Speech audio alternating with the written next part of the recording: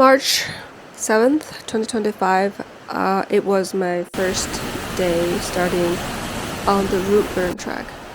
I was very, very excited. But on March 6th,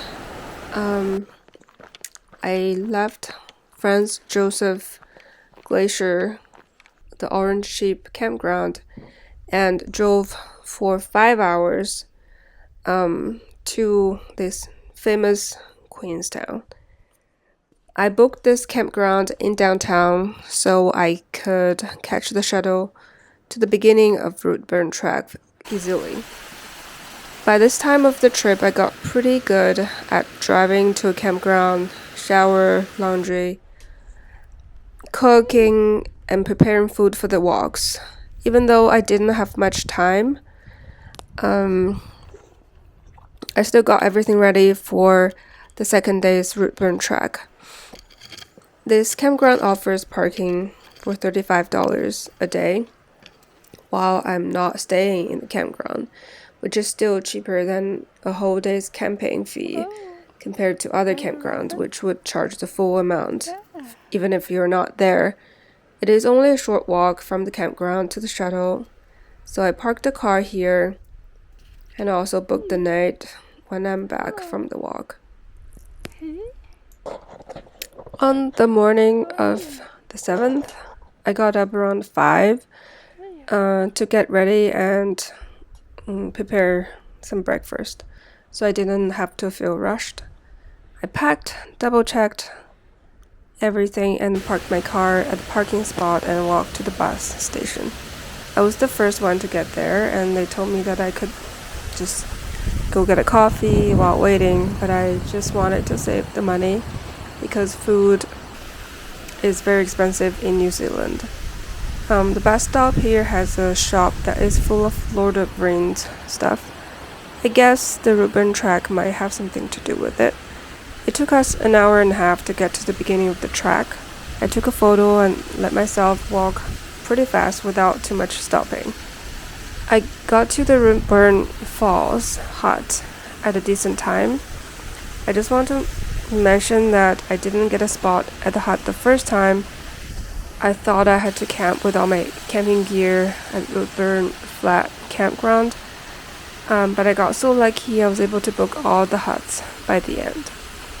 And this part is so beautiful. It has so many falls. That's why the hut is called Routeburn Falls hut. I think it took me about 3 hours to get here, so I had lots of time during the day at this gorgeous weather and very beautiful location. And this hut is managed by Aileen and John, the couple. And they're the hut warden. And Aileen, she is very, very kind. And she said that there is a swimming spot here around the hut, and that I should be able to find it. And I said I didn't bring a swimming suit with me, and she said you can just go out in your underwear and a shirt. And she offered me a towel as well, and she said you can just keep it.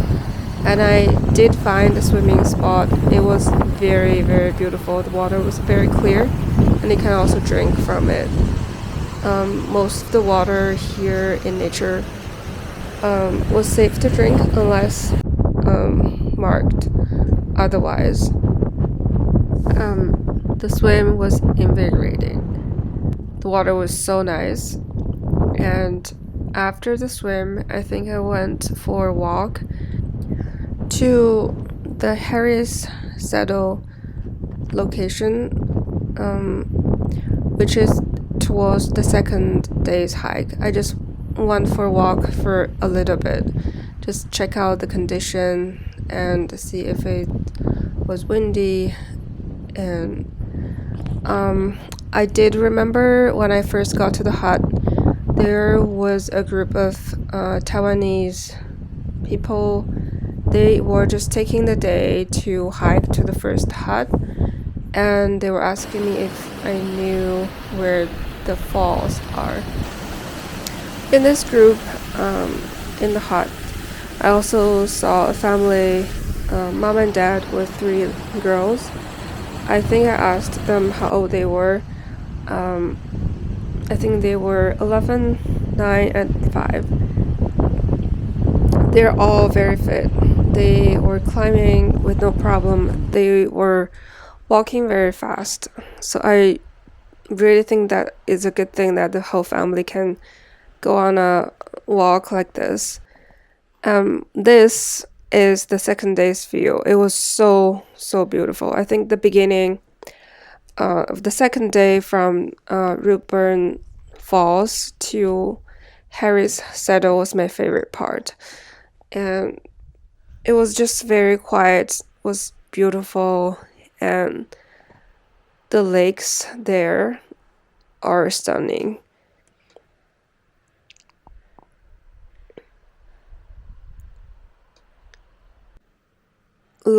Look at this lake, and I think it's my favorite part of the track.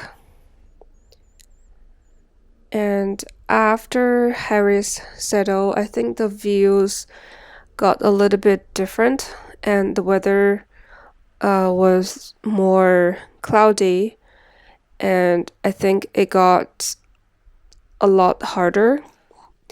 And I think it took me about 7 hours to finish the whole day's track, and also my runners were not very good with the rocky surface of the track at the end. So I think my inner ankles were hurting a bit because I kept bending them on the rocks. So